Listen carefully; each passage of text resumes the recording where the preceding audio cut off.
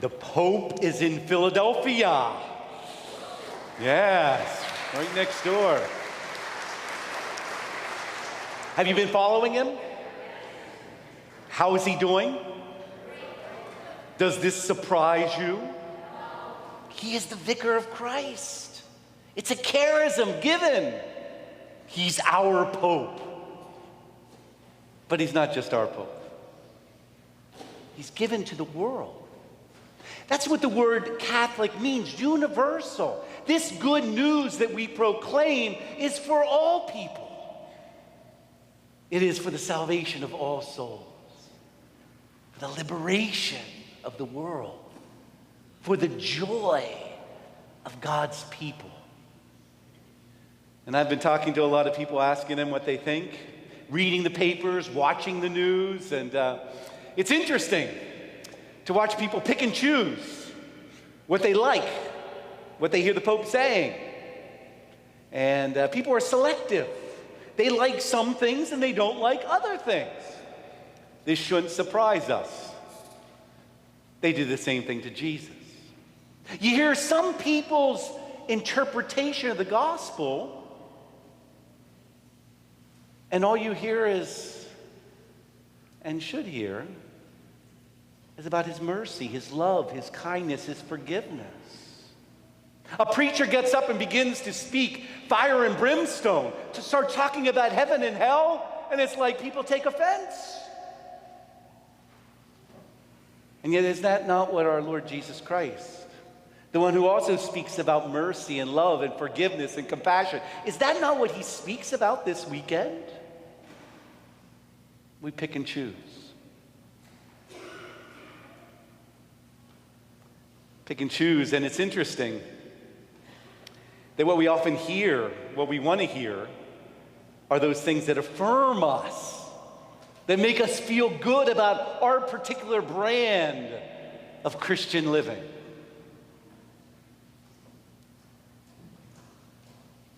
They make us feel good about somehow being on the inside, being on the right track. Us as opposed to them. We hear this from Joshua in our first reading today, as he complains about Medad and Eldad, prophesying. Would that the whole world would prophesy, that the Spirit would come down upon all God's children. Has that not been fulfilled?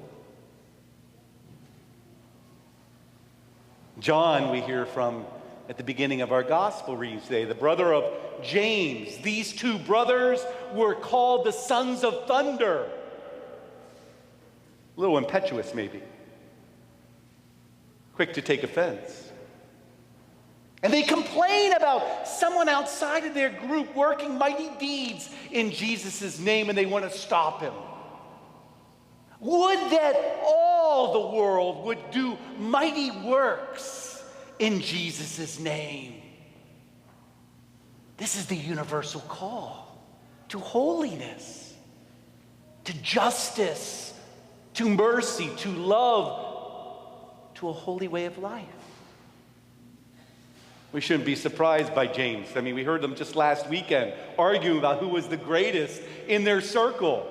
Certainly they consider themselves better than those outside of their group. But this is not the mercy, the love we see in our Lord Jesus Christ, or as a matter of fact, in our Holy Father. He has spoken so beautifully about the fullness of the faith. Whether we choose to hear and pick this teaching or that teaching comes from our pride. In humility, we should be open to the whole message of Christ, to the whole Christ. He's spoken on pro-life issues. And he's challenged us to end capital punishment in our nation. He's spoken about immigration and relations among nations. He's spoken on capitalism and on the environment. He's spoken about our need to look with tenderness and compassion upon one another, to stand in solidarity with the poor, the voiceless. He's spoken about religious freedom. He's spoken about our greatness and our weaknesses. And with humility, let us hear his word. It shouldn't surprise us that the world seems to be drawn to this older priest, this celibate man, this representative of this oppressive church, because he speaks with authenticity. He speaks with authority.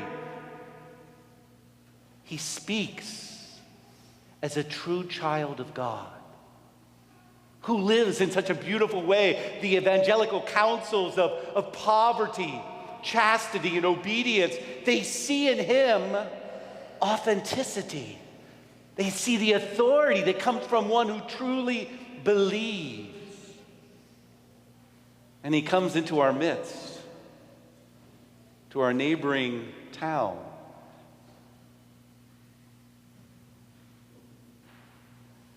to lead us to greater holiness, righteousness, compassion, mercy.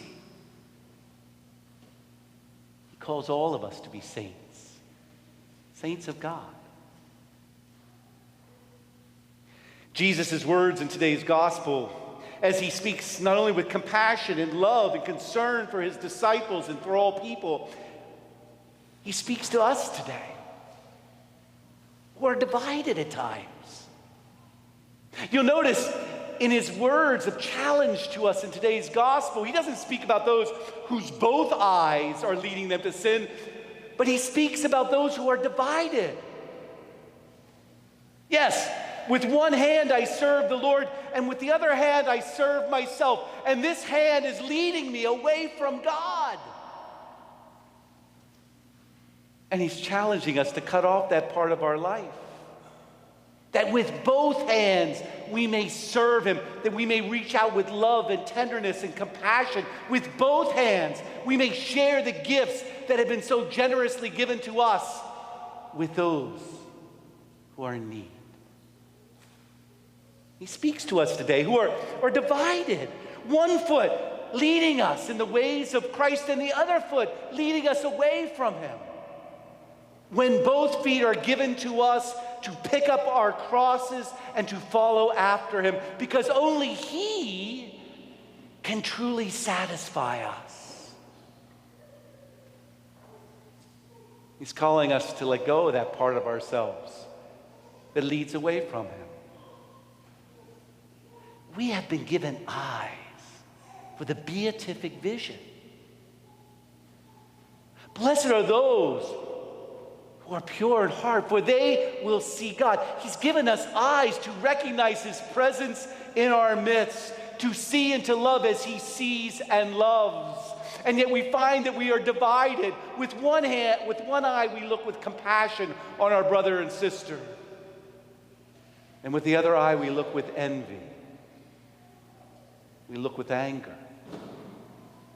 We look with judgment. And the Lord is challenging us. Be open. Not only to the whole gospel, but be open to serve him with our whole lives. The world is open to the vicar of Christ,